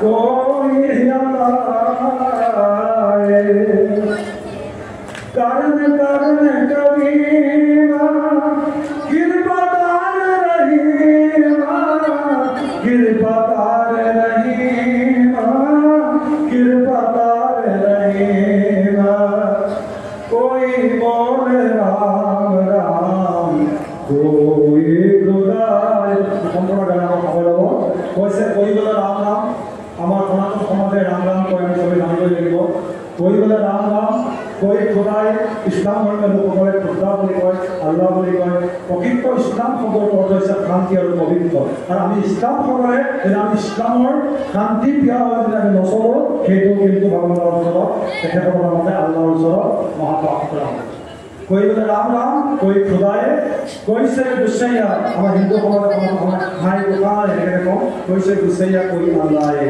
करुण पारम करीम करीम रहीम विदम एक ईश्वर बंदा कोई गावे तीर्थ है हिंदू हमारा कितना कोई बोले कोई गावे तीर्थ है कोई हज जाए इस्लाम हमारे लोग बड़ा हज कोई बोले हज भगवान ने बोले आठ को हबीब मोहम्मद अबुल साहिब पाए कोई नाम करे कोई करे पूजा हिंदू हमारे पूजा को हम हमारे कोई सिन दिवाय में তেওঁলোকৰ নামাজৰ সময় হলে এডোখৰ জেগাতে নামাজৰ আসনখন বনি গছৰ তলত মতে ন সেৱা কৰিব উঠিব সিন দিৱাই অৰ্থাৎ নামাজ পঢ়িব कोई सिन दिवाय कोई कहे हिंदू আমার হিন্দু আহ্বান হয় कोई कहे তুর্কি कोई ওখানে कोई সুবে লাস্ট মোবাইল আছে আমার নামাজ মানে জেওয়া বলি জেওয়া আপনাদের তাতি কই না হবে মোবাইল করে তাতি করে এদিকে জেওয়া নাম দুটা কামি দেওয়ার পর কামি দিব উপায় না তার মানে মুখ পারে যে লাস্ট সমর্থন 885 খ্রিস্টাব্দ কথা বলছে 1430 খ্রিস্টাব্দ 885 খ্রিস্টাব্দে সমর্থন আছে আমি হারমোনিয়াম তাল বলতাম कहो नानक जिन हुक्म में पछाता प्रभु साहिब तिनका भेद जाता एक भक्तों को हिंदू मुसलमान सिख ईसाई सार মৃত্যুর কথা গুরুনানক দেবজীয়ে কৈছে কার কি ধর্ম তার বিচার হয় কোনে কি কর্ম করিলে সেই বিচার হব সেইকাৰণে মোৰ সেই উদীয়মান যুৱ সমাজ তোমালোকে গুৰুজনাৰ যে আমাৰ শংকৰদেৱ জগতগুৰুজনাৰ যে নীতি আদৰ্শ কি খাব লাগে কি খাব নালাগে কি পিন্ধিব লাগে ধৰ্মীয় সভা কি পিন্ধিব নালাগে এইবিলাক আমি গুৰুত্ব দি আমি দুপদৰূপে একেশ্বৰবাদৰ ওপৰত আৰম্ভ কৰি ধৰ্মখন আমি আগুৱাই যাওঁ আৰু পিতৃ মাতৃক আমি সন্তান কিছুমান ক্ষেত্ৰত ভোগ দিলেও নহ'ব আমি ভাগৱতৰ তত্ত্ব পাইছোঁ ৰাতি যেতিয়া চতুৰ্থ পহৰত যদি সৃষ্টিৰ পাতনিৰ কাৰণে নতুন দাম্পত্য জীৱনে আগবাঢ়িলে তাৰ আগমুহূৰ্ত তেওঁলোকৰ লাগিব ক'ৰ পৰা খাদ্যৰ পৰা বাহিৰে শোষণকাৰী হ'ব নালাগিব আমি কাৰোবাৰ যদি ধন টকা পইচা নোৱাৰি যদি শোষণকাৰী হৈছোঁ সেই ধন টকা পইচাৰ সৈতে আমি যি ৰেচন পাতি কিনিছোঁ সেই ৰেচন পাতিৰ পৰা আমাৰ হেৰি হ'ল মজ্জা হল গুণ হল তেজ হল বীৰ্য হকে বীৰ্য সন্তান কেতিয়াও ভাল হ'ব নোৱাৰে খাটান গতিকে পিতৃ মাতৃয়ে সন্তান ভাল কৰিব পাৰে পিতৃ মাতৃয়ে সন্তান বেয়া কৰিব পাৰে আমি ঈশ্বৰমুখী হ'বলৈ কাৰণে গুৰু ধৰ্ম আমি সদায় পালন কৰিব লাগিব গুৰুদেৱৰ নাম ভকত আমি আই মাতৃ ফলতে তিনিটা উদাহৰণ ব্ৰহ্মা বিষ্ণু মহেশ তিনিটা উদাহৰণ সদায় জড়ি আছে এই তিনিটা উদাহৰণত যেতিয়া আমাৰ চৰুটো দিয়াৰ পাছত তাত আমি গুৰুদেৱৰ নাম ভকত বুলি যেতিয়া আমি আমাৰ প্ৰসাদ উঠি আমি দিওঁ ওম নমো ভগৱতে বাসুদেৱায় নমো বুলি আমি দিওঁ তেতিয়া সেয়া যেতিয়া আমি গ্ৰহণ কৰি সঁচাকৈ সেই প্ৰসাদ আৰু য'তে ত'তে আহাৰ গ্ৰহণ নকৰিব যাৰ ধৰ্ম আমি যদি আমি বিচাৰ কৰিবলৈ দিয়া নাই ভাৱ ভক্তিটো আচল কথা ভক্তিহে আমি ঈশ্বৰক পাম আমি তান্ত্ৰিক মনেৰে অহংকাৰে আমি কেতিয়াও নাপাওঁ কোনোবাই যদি দান কৰিছে আমাৰ বৰ্তত আছে তীৰ্থ কৰিছে যেন তেওঁৰ মনৰ পৰা অহংকাৰ যোৱা নাই তেতিয়াহ'লে হাতীয়ে গা ধোৱাৰ দৰে আমাৰ পবিত্ৰ গ্ৰন্থ চাই কৰিছে तीरथ करते दान करे मन में करे जुबान नानक नहीं पर जाते जो पूछे इस्लाम पूछो माने हाथीए गা ধোৱাৰ দৰে আমি আমাৰ কৰ্তব্য সেৱাৰ বাবে আমি আগবাঢ়িছোঁ কাৰণ আমাৰ বাইদেউ আছে আমাৰ দেশৰ বাইদেউ আছে যোৱাবাৰ ক'ব নিশ্চয় আপোনালোকক গতিকে আমি আমাৰ বহুতে কষ্ট কৰে এই কামত কৰি মনত ৰাখিব আমি আকৌ কৈছোঁ আমাৰ কিমান দিলো আমি আমাৰ নয়নমণি কলিতাই আমাক কৈছে যে কিমান সেইদিনাখন নগাঁৱৰ ইউটিউবত এটা চেনেলত মাতিলে যে আমাৰ দুজনে কলম দিছে কোনোবাই দুজনে কলম দিছে কোনে জানিছে তাৰ ওপৰত গুৰুজনাৰ কিছুমান লৈ পেলাই তাত কেইটামান শব্দ দুটা দুটা কৰি পেলাই খেলি মেলি কৰি দিছে গতিকে গুৰুজনাৰ যিটো শ্ৰেষ্ঠ কলম অৰ্থাৎ জগতগুৰু কৃপাগুৰু শংকৰদেৱ গুৰুজনাৰ যিটো শ্ৰেষ্ঠ কলম আৰু কাৰো কলমকে আমি শ্ৰেষ্ঠ বুলি নাভাবোঁ মই অন্তত ব্যক্তিগত হিচাপে নাভাবোঁ গতিকে সেইকাৰণে তাত কিন্তু কৈছে যে আপুনি ধুতিখন পিন্ধিছে আমিতো হাৰিম যে অসমীয়া আমাৰ অসমীয়া শিল্পকলে বৰদোলা গাঁও আমাৰ বৰদোলা গাঁৱৰ এটা গাড়ী আছে বৰদোলা গাঁৱলৈ কিমান দূৰ ভাবিবলে কেনেকৈ শোণিতপুৰ একোকে নেদেখি একোকে নুশুনি তাতে হাজাৰজন থাকে আমাৰ এই গাঁৱৰে 303 কৰি 3টা পুখুৰী আছে 303 কৰি 3টা পুখুৰী আছে এখন গাঁৱৰ আমি দেই এই মহা কাকন্দি আপোনালোকৰ চৰণৰ ধৰি ল'বলৈ আহিছোঁ কিবা এটা শিকিয়াই ইয়াৰ কথা ক'বলৈ আহিছোঁ শিকাবলৈ অহা নাই কিন্তু ৰুদ্ৰ সিংহই 303 কৰি পুখুৰী বনাইছিলে যিকেইটা কিয় তাৰ ভাষাখিনি পাতি গৈ অসমৰ তাহানি বীৰদত্ত সমদত্ত দিনত ৰুদ্ৰ সিংহই কিন্তু গাঁৱৰ তাত ঐতিহাসিক গাঁও তাত কিন্তু ৰাজধানী নহয় তাৰ পৰা এতিয়াও বহুত পুখুৰী খুব ডাঙৰ বহুত শ বছৰ হ'ল এতিয়া আমাৰ ঘৰৰ আগতে এটা আছে পুখুৰী তাত কুটুমপুৰ আছে তাত সনাতন সমাজৰ ৰাইজে তাত গৈছে আৰু এটা আমাৰ চিংগাৱলৈ আছে 4টা গুৰুদ্বাৰা 300ৰ অধিক ঘৰ আমাৰ তাত শিক্ষণ নাম আছে আৰু তাত আমাৰ এখন গুৰুনানক দেৱী পৰৱ আহি আছে 28 তাৰিখলৈ কাইলৈ গৈ পেলাই অসমত এটা মেৰেজত ঘূৰিব পাৰে আমাৰ 28 তাৰিখৰ পৰা এতিয়া 5 নৱেম্বৰলৈকে আমাৰ গুৰু গ্ৰন্থৰাজৰ অসন্ত পায় আৰু এতিয়া ৰাস মন কৰে তাতো আমাৰ জীৱন পৰীক্ষা কৰিব লাগিব তেওঁলোকৰ যিহেতু সম্প্ৰীতি ভাগ্যলগীয়া এই যে কৃপান বিনোদ এয়া তেতিয়া সুধিছিলে এইখন কৃপান আমাৰ পিন্ধি আহিছে তাৰ পৰম্পৰা আৰু আমাৰ শিক্ষকৰ 5টা বস্তু কাম থাকিব লাগিব আমাৰ গোটেই মূলৰ পৰা ধৰি লৈ যিমানবিলাক চলি আছে আমাৰ কেক কাৰা ব্যাকৰণৰ পৰা আধ্যাত্মিক দিশৰ হালকা অসম চৰকাৰে ভাৰত চৰকাৰে বেয়া কাম কৰা লোকসকলক লোকসকলক হেণ্ডকাপ দি লৈ নাথাকে জানো বেয়া কাম কৰিলে আমাকে জসবীৰ সিং বেয়া কাম নল'বা বেয়া কাম নকৰিবা কাম কৰ্তব্য এইবিলাকৰ পৰা বাচি থকা তাৰ কাৰণে আমাক লোহাৰ আমাক মিলিবলৈ দিছে মাহতে আমাক পানীটো দিছে বেয়া কামৰ পৰা বিৰত হৈ থাকিব দিছে সেইকাৰণে বৃহৎ আৰু প্ৰতীক আৰু মূৰৰ পৰা ধৰিলে যিমানখিনি আমাৰ কেক আছে কেক কাৰা কৃপা আৰু চুলিখিনি আমি সুন্দৰকৈ আঁচুৰি ৰাখিবলৈ এখন সৰু ফণি দিছে সেইখনৰ কাৰণ আৰু আমি তলত পিন্ধা আমাৰ এটা সেইটো অন্তঃপ্ৰাপ বুলি কয় তাহানি হনুমানৰ দৰে আপোনাৰ কাচ্ছৰ বুলি কয় গছ আছিল গছটো পিন্ধাবলগীয়া এটা বিৰক্ত শক্তি আহি যায় তেতিয়া ভগৱান শ্ৰীকৃষ্ণৰ আমাৰ আমাৰ বৰ্তমানতে সেইদিনা আমাৰ পুৰণি নাম বুলি এটা জাগা আছিল তাত আমাৰ ভাগৱত পাঠ কৰিবলৈ মাতিছিল এই শিখ মানুহবিলাকৰ বৰ ভয় লাগে এজনে তেওঁলোকে কি কাৰণে কথাই তেওঁলোকে ওচৰলৈ কান্দিব তেনেকৈ কৈছিল ভক্তসকলে কথাটো বৰ ঠিকেই আছে বাৰু ভাগৱত পত্ৰ ব্যাখ্যা মাধ্যমে বা আপুনি কৈছিলে এইখন শিখসকলে লোৱা কটাৰী নহয় কাম চবলতা কটাৰীটো নহয় তৰোৱালো নহয় তৰোৱাল আৰু কৃপাৰ মাজত পাৰ্থক্য আছে তৰোৱাল মানে অসুৰেদি তলত ৰাখে তৎক্ষণাতে উলিয়াই হিংসা কৰে সেইভাগে তৰোৱাল বুলি কয় এখন কৃপান ভগৱানৰ কৃপা প্ৰসাদত পোৱা কৃপান ইয়াত সুদৰ্শন চক্ৰৰ লগতে তুলনা হয় মই অকণমান তুলি দিছোঁ তুলি দিয়াৰ পাছত মই ইয়াৰ অকল যেতিয়া ক'বলৈ ভাল পৰা আমি লাহে সামৰণি পূৰ্ণ আগবাঢ়িম গতিকে এইখন কৃপান ইয়াৰ জীৱনটো হৈছে ইয়াৰ আগটো হৈছে অকণমান এই আগটো হৈছে আপোনাৰ জীৱন বহুতে বুজি নাপায় আমাৰ ইয়াৰ তত্ত্ব দিশ আছে এই আগটো হৈছে জীৱন ইয়াৰ ভাৰকিন হৈছে সত্য ইয়াৰ নামটো হৈছে বিবেক দুৰ্বাসাৰ ওচৰলৈ গৈছিল নহয় শ্ৰীকৃষ্ণ নাতিনীয়েকে লোহাৰ টুকুৰা এটা মানি পুৰুষজনে মহিলাৰ ভাও ধৰি বোলে কি আছে কওক ল'ৰা মানে ছোৱালী হ'ব এবাৰ নহয় দুবাৰ তিনিবাৰ দুৰ্বাসাৰ দিয়ে ক্ষমা কৰিলে 4বাৰ কেইজন তেওঁ সহ্য নহ'ল খাও দিলে বোলে যোনডোখৰ লোহাৰ পানী আনিছা সেইডোখৰ লোহাৰে তোমালোকৰ যদুবংশৰ ধ্বংস গানৰো ডাঙৰ কাহিনী ক'বলৈ সময় নাই বহুত কষ্ট আছে আগতে আছিল গতিকে সেইকাৰণে আপোনাৰ 3বাৰলৈকে ক্ষমা আছে 4বাৰত বিবেকৰ নামত মজবুত কৰি ধৰি জীৱন ৰক্ষা এটা জাতিৰ জীৱন এটা ধৰ্মৰ জীৱন ভাৰতবৰ্ষ ভাৰত মাতৃৰ জীৱন অসম মাতৃৰ জীৱন সত্যৰ শিক্ষাৰে নাস্তিক গুৰু গোসাঁই নামাতা অসত্যসকলক বিবেকৰ নামত মজবুত কৰি ধৰি প্ৰহাৰ কৰা যেনেকৈ দুৰ্বাসামুনি সেই আঘাত দিলে ভগৱান শ্ৰীকৃষ্ণই তেনেকৈ এশ এটা যৌৱনে নিজৰ পুত্ৰ শিশুপালক যেতিয়া যোগ্য ভাবিছিল দলিত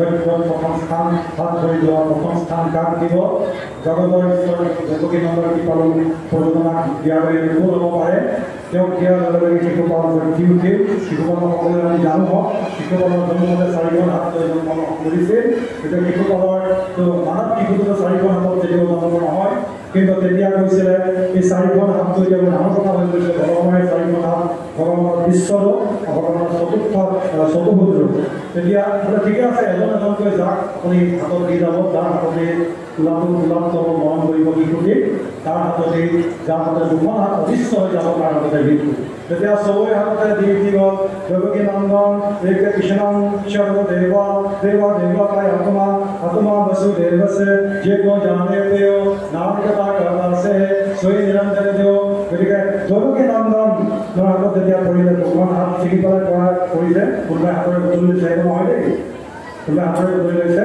2খন হাত কোনো নেদেখাকৈ অদৃশ্য হৈ গ'ল তেতিয়াই কৃষ্ণ তোৰ হাততে মোৰ বোলে নহয় পেহী মোৰ ভাইটো মই মাৰিম নে না তয়ে শত্ৰু হ'লে পেহী হ'লে তেতিয়া তাৰ পৰা আপোনাৰ যেতিয়া এটি কথা হোৱাৰ পাছত যেতিয়া ঠিকে আছে এশ এটা দুখ হ'ব লাগিব সেইকাৰণে কৃষ্ণ নদীটো গণেশী মহাৰাজ তেখেতক যেতিয়া নষ্ট কৰি দিলে গালি পাৰি ভগৱানক তেতিয়া বিবেকৰ মনত প্ৰস্তুতকৈ ধৰি ভগৱান বিষ্ণু ধৰ্মৰ নামত উপমন্ত্ৰ কৰি দিছিল গতিকে সেইকাৰণে তেওঁ নিজাতে বধ কৰিছিলে আৰু কংসক বধ কৰিছিলে কংস ভগৱান আমাৰ কৃষ্ণৰ দৃষ্টিত মামাই হয়তো দিলোঁ নহয় জনসাধাৰণৰ দৃষ্টিত কৃষ্ণই মামাইকে মাৰিলে মাৰিব কৃষ্ণৰ দৃষ্টিত এজন অভগত আৰু এজন দুষ্কৃতিকাৰী দুষ্টক দমন কৰা সংগত কেনেকৈ পালন কৰিব লাগে তেনেকৈ গতিকে আমাৰ এই কীৰ্তনখন আমাৰ 3টা গুণ আছে প্ৰতিজন শিখে তেওঁ আমেৰিকাত থাকক ৰাছিয়াত থাকক শিখ এটা ধৰ্মৰ নাম পঞ্জাবী এটা জাতিৰ নাম পঞ্জাৱত থকা দাড়ি চুলি নাথাকা এজন পঞ্জাবী যোনে পঞ্জাৱৰ সংস্কৃতি গ্ৰহণ কৰিছে যোনে পঞ্জাৱৰ হাৱা পানী খাইছে যোনে পঞ্জাৱত জন্ম হৈছে যোনে পঞ্জাৱৰ আমাৰ গেহু খেতিৰ মাজে মাজে তেওঁলোকে ভাঙৰা নৃত্য কৰিছে আমাক যদি কোনোবাই কয় বোলে জসবীৰ সিং আপুনি ভাঙৰা নৃত্য দিয়ক আমি একো নাজানো আমাক যদি কোনোবাই কয় জসবীৰ সিং বিহু নৃত্য দিয়ক বিহু নৃত্যও দিম বিহু গাবও পাৰিম আৰু বিহুৰ বহাগ বিহুত ৰঙালী বিহুত বহুত আমি সহযোগীও কৰিছোঁ গতিকে এইবিলাক কথা আপোনালোকে সদায় মনত ৰাখিব সৰ্বোচ্চ সন্মানীয় পাগুৰিটো কেৱল শিখ ধৰ্মাৱলম্বী লোকসকলেহে পাৰে পঞ্জাবীয়ে নেমানে পঞ্জাৱত থকা জাতি বৰ্ণ ধৰ্ম নিৰ্বিশেষে সকলোৱে পঞ্জাবী অসমত থকা আমি সকলোৱে অসমীয়া যদি অসমত থাকি কোনোবা নিজকে আমি অসমীয়া বুলি ক'বলৈ খোজা নাই বা অসমীয়া বুলি ক'বলৈ নোখোজো ঘৰত নিজৰ ভাষাবিলাক কৈ আছে পঞ্জাৱলৈ গৈ আছে কোনোবা ৰাজস্থানলৈ কোনোবা গৈ আছে ক'ৰবাত গৈ আছে জনৰ টোপোলা এটালৈ ক'ত ইনকম কৰিলে অসমতে অতি অলপ সত্য কথা গতিকে তাৰপাছত তেওঁলোকে নিজকে অসমীয়া বুলি ক'বলৈ নোখোজে সেইটো দুখ আৰু পৰিতাপৰ বিষয় জন্ম হয়তো ক'ত আমি পঞ্চম পুৰুষ অসমতেই 4 পুৰুষ অসমতে জন্ম অসমতে আকৌ কৈছোঁ জন্ম হৈছোঁ ক'ত শুইছোঁ ক'ত খাইছোঁ ক'ত অসম মাতৃভূমিতে উৎপাদনৰ ধান মাহ শাক পাচলি সৰিয়হ নিজেই খেতি কৰিছোঁ নিজেই খাইছোঁ অসমতে লগা অমিতাটো আমি বগাতে অমিতা বুলি কৈছোঁ বৰ অমিতা বুলি নকওঁ সেইটো আমাৰ হৃদয়টো গতিকে সেইকাৰণে এইবোৰ সেৱা কৰি ভাই ভণ্টিসকল শংকৰদেৱ গুৰু নানকৰ যিটো দৰ্শন এই দৰ্শনৰ ওপৰতে আমি অভাৱনে বক্তৃতা দিওঁ আপোনালোকে কেতিয়াও নাভাবিব যে বৰ্তমান নগাঁও বৰদোলাৰ পৰা অসমীয়া শিখ গাঁৱৰ পৰা আহি জ্ঞানী জসবীৰ সিং তেওঁ শিখ ধৰ্ম প্ৰচাৰ কৰিবলৈ আহিছে নেকি নহয় শিৰোমণি বৰুৱা প্ৰবন্ধক কমিটিয়ে গোটেই ৱৰ্ল্ডত শিখ ধৰ্ম প্ৰচাৰ কৰিছে আৰু আমি কৰিছোঁ নকৰা নহয় কিন্তু আমি মাত্ৰ তেখেতসকলৰ তুলনাত এটা তেল থকা আৰু নাথাকা টিভিত নামত চাকি প্ৰচাৰৰ ক্ষেত্ৰত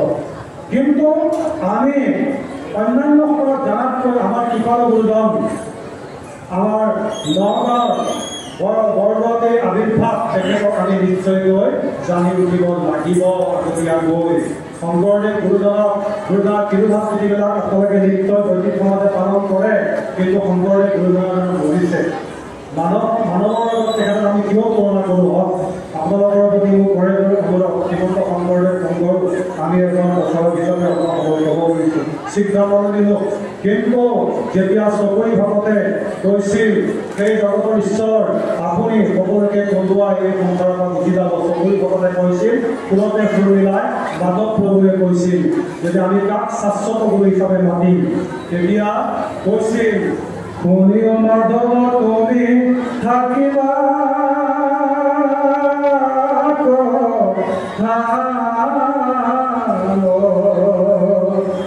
কীৰ্তন দশমৰা মূৰ্তিৰা সমাৰা অ পৰমণি পুনৰ যদি যিটো জনে হয় অ কীৰ্তনে দশমে মোক দেখিবা নিশ্চয় সুখা নামে এক শাস্ত্ৰ তুমিও ৰচিবা প্ৰকা ৰত্নাবলী মধ্যে তুমিও থাকিবা। কীৰ্তন দশমত যেনে শংকৰদেৱ গুৰুজনাই শাশ্বত ৰূপত ব্ৰহ্ম অৱতাৰ ভক্ত অৱতাৰ জীয়াই আছে, নাম মুখা ভক্তি ৰত্ন যেনে মাধৱ প্ৰভু জীয়াই আছে, আৰু গীতা আৰু শ্ৰীমদ ভাগৱত যেনে আমাৰ ভগৱান শ্ৰীকৃষ্ণ আছে। কৃষ্ণ জন্মাষ্টমী পালন কৰোঁ, সেইটো এটা ভাবিবলগীয়া কথা। মাধৱ কিশোৰ লগত প্ৰভুক আমি তুলনা কৰিব নোৱাৰোঁ। বোলে কৃষ্ণৰ জন্মাষ্টমী, বোলে কিশোৰ এটা জন্ম হৈছে, একেবাৰে মিলিব নাই বাৰু জন্ম। গতিকে ভগৱান কৃষ্ণৰ জন্মাষ্টমী বুলি কয়। হয়, প্ৰভুৱে যদি জন্ম নাই জীৱৰ তৰণৰ কাৰণে মাধৱ প্ৰভুৱে ঘোষণা কৰিছে, তেওঁ দ্বাৰাই হৰিপৰ হৰিমূৰত তথাপি জন্ম ধৰা যদি জন্ম ধৰে, কিন্তু আমি কিছুমান শব্দ সকলোৱে জানিব লাগিব। সেই শব্দ হৈছে ভগৱান শ্ৰীকৃষ্ণ অৱতাৰ, ভগৱান শ্ৰীকৃষ্ণ প্ৰকাশ। আমাৰ জগতগুৰু নানক দেৱজী আমাৰ কোনো কাৰণত তেখেতৰ নষ্ট ৰেহাই নকৰে। ভগৱান শ্ৰীকৃষ্ণ পূৰ্ণকলা অৱতাৰী, গুৰু নানক দেৱজী পূৰ্ণকলা অৱতাৰী, ভক্ত কবি পূৰ্ণকলা অৱতাৰী, এইসকলৰ নষ্ট ৰেহাই নকৰে। যোন পূৰ্ণকলা অৱতাৰী নহয় তেওঁলোকে নষ্ট ৰেহাই নকৰে। গতিকে এইবিলাক মন কৰিবলগীয়া আমাৰ কথা। গতিকে সেইকাৰণে আমি কীৰ্তন দশম বিশ্বৰ ইতিহাসত যিটো আধ্যাত্মিক দিশৰ ইতিহাস, ইতিহাসত 3খন গ্ৰন্থই শ্ৰী উপাধি পাইছে। শ্ৰীমদ ভাগৱত, শ্ৰীমদ ভাগৱত, শ্ৰীমদ ভাগৱত গীতা আৰু শ্ৰী গুৰু গ্ৰন্থ চাহেব, বাকী কোনো গ্ৰন্থই শ্ৰী উপাধি পোৱা নাই। তেওঁলোকে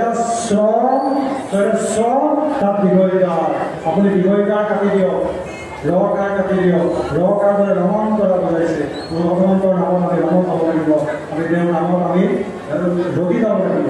গতিকে যদি দীঘলীকাৰ ৰকাৰ কাটি দিয়ে তেতিয়া আমি প্ৰত্যেকেৰে জীয়াই থাকিম মৰা মৰে। গতিকে সেইকাৰণে শ্ৰীমদ ভাগৱত যদি আমি শাস্ত্ৰতীয়া সিংহৰ পৰা ক্ষীৰক লৈ আমি ভাগৱত চিৰচৈতন্য বুলি পাঠ আৰম্ভ কৰিছোঁ, আৰু তথাপিতো আমাৰ শ্ৰীমদ ভাগৱত পঢ়াই চিৰচৈতন্য, কাৰণ শ্ৰী উপাধিয়ে ক্ষেত্ৰ বুজাইছে, চিৰচৈতন্য বুজাইছে, চিৰপ্ৰেম বুজাইছে, শাশ্বত গুৰু বুজাইছে। আৰু এই শ্ৰী উপাধি কেৱল শ্ৰীমদ ভাগৱত, শ্ৰীমদ ভাগৱত গীতা আৰু শ্ৰী গুৰু গ্ৰন্থ চাহেব এইসকলে আমাৰ শ্ৰী উপাধি পাইছে।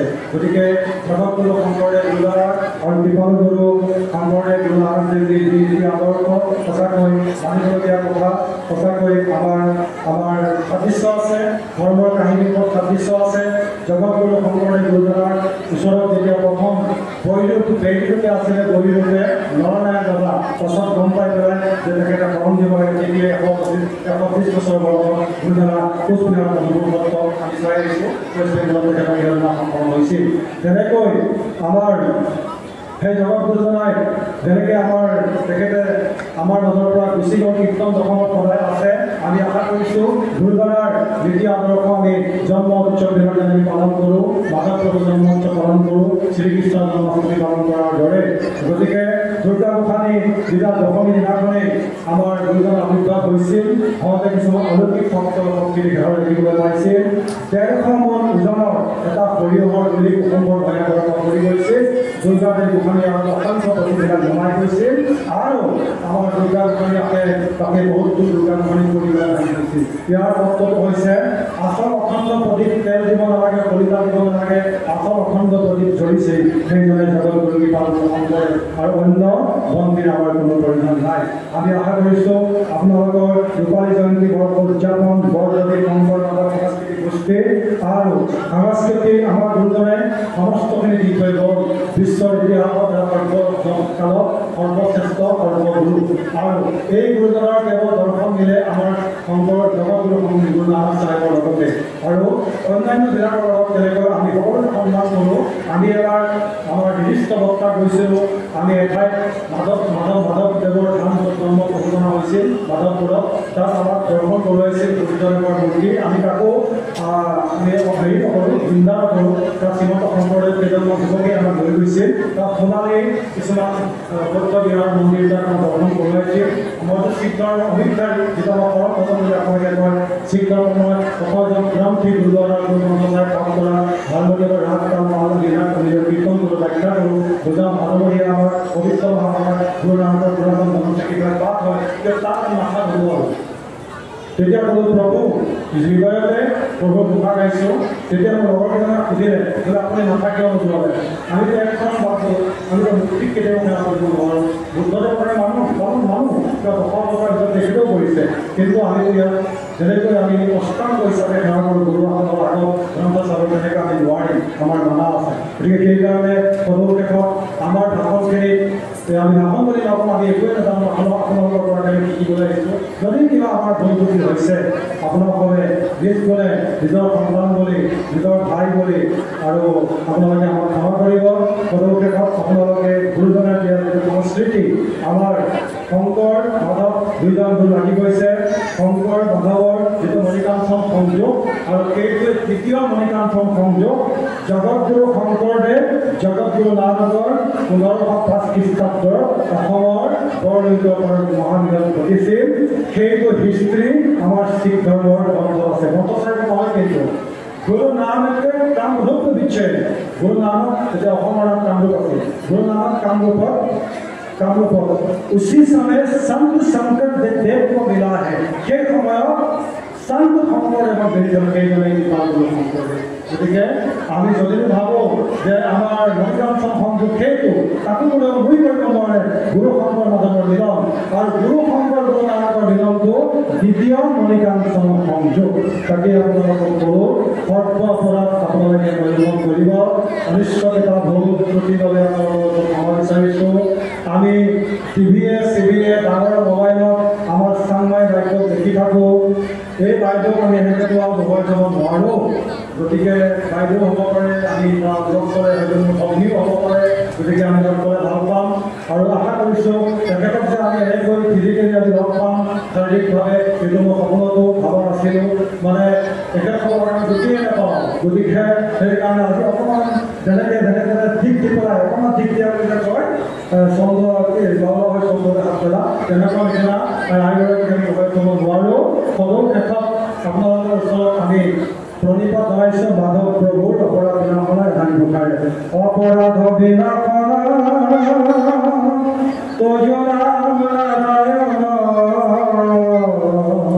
জানি নামে পখিলো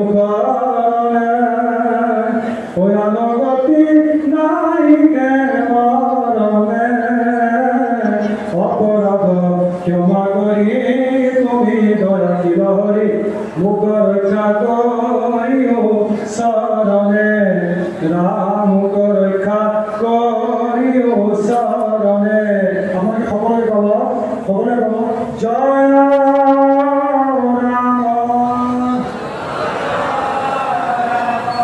জয় নাৰায়ণ জয় কৃষ্ণ জয় জগতগুৰু শ্ৰীমন্ত শংকৰ হৰি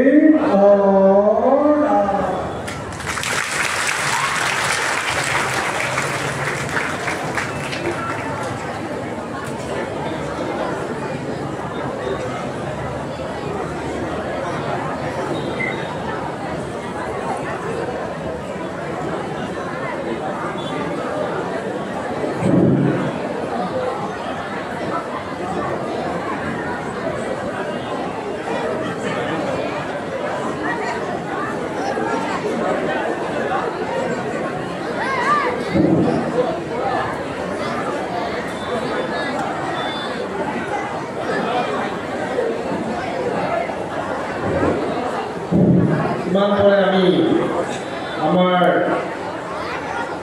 এজন বক্তা মুক্তবিধি জগদীশ সিং ডাঙৰীয়া অতি সালোৱা ভাষণ এটা আমি শুনিলোঁ, যাৰ দ্বাৰা আমি ক্ৰুদ্ধ হৈছোঁ যে শিখ সমাজ আৰু অসমীয়া জাতি কেনেকৈ বিলীন হৈ গ'ল আৰু তেখেত জগদীশ সিং ডাঙৰীয়া তাৰে এজন সম্প্ৰীতিৰ প্ৰতীক। শংকৰদেৱে আমাৰ মহাপুৰুষ জনাই বিচৰা শান্তি সম্প্ৰীতিৰ প্ৰতীক হিচাপে আমাৰ মাজত থিয় দিছে আৰু তেখেতে পাঞ্জাৱ অসম গ্ৰন্থ চাহেব আৰু ভাগৱত গীতাৰ লগত যি আমাৰ মিল, যি আমাৰ মূল তত্ত্ব সেইটো ব্যাখ্যা কৰিছে আৰু সেই ব্যাখ্যাৰ আণ্ডাৰত আমাৰ উদীয়মান ডেকা সমাজৰ কৰণীয়বোৰ তেখেতে ব্যাখ্যা কৰিছে আৰু তেখেতৰ অতি মূল্যৱান সালোৱা ভাষণৰ বাবে মই তেখেতক কৃতজ্ঞতাৰ কথা ধন্যবাদ জ্ঞাপন কৰিছোঁ। আশা কৰিছোঁ ভৱিষ্যতেও তেখেতৰ এনেকুৱা তত্ত্বগধুৰ ভাষণ শুনিবলৈ আমি সুযোগ পাম। এতিয়া আমাৰ মাজত উপস্থিত হৈছে আমাৰ আজিৰ মুখ্য আকৰ্ষণ। অৱশ্যে মুখ্য আকৰ্ষণ আপোনালোকে নহয়, বড়ো এঞ্জেলা মহোদয়াৰ আদি ভাষণ মই প্ৰায় ছ'চিয়েল মিডিয়াত শুনি থাকোঁ, খুব ভাল লাগে। আৰু যদিও মই তেখেতৰ উপস্থিতিত মোৰ এই সভাপতিৰ আসনখন তেনেকৈ নগণ্য, তথাপি তেখেত আমাৰ গাঁৱত আহিছে, মোৰ গাঁৱত আহিছে আৰু মই আমাৰ আজি শংকৰ মাধৱ সাংস্কৃতিক গোষ্ঠীৰ কৰ্মকৰ্তাসকলক তেখেতক আদৰি আনিবলৈ মঞ্চ আদৰি আনিবলৈ অনুৰোধ জনাইছোঁ। তেখেতক আদৰি আনি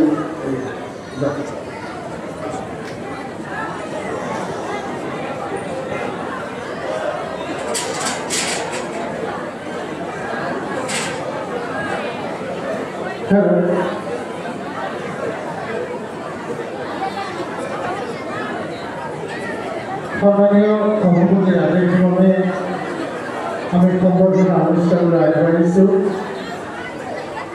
শংকৰ মাধৱ সাংস্কৃতিক গোষ্ঠী দিহানাম চিয়ানাম দলৰ তৰফৰ পৰা অনুষ্ঠিত কৰা ৰূপালী জয়ন্তী বৰ্ষ উদযাপনলৈ এই মুকলি সভাতে আমি আমন্ত্ৰণ কৰিছিলোঁ অসমৰ সংবাদ জগতৰ বলিষ্ঠ কণ্ঠ এঞ্জেলা শ্যামা ডাঙৰীয়ানী। তেখেত আমাৰ মাজত উপস্থিত হৈছে আৰু তেখেতক এই চেগতে আমাৰ উদযাপন সমিতিৰ তৰফৰ পৰা সম্বৰ্ধনা জ্ঞাপন কৰিবলৈ ওলাইছোঁ। তেখেতক সম্বৰ্ধনা জ্ঞাপন কৰিব শংকৰ মাধৱ সাংস্কৃতিক গোষ্ঠী নামদলৰ প্ৰাপ্ত সম্পাদক তথা নাগৰু হেমন্ত মালাকাৰ ডাঙৰীয়া আৰু এটি জাপিৰে তেখেতক আদৰণি জনাব উদযাপন সমিতিৰ কাৰ্যকৰী সভাপতি তথা শংকৰ মাধৱ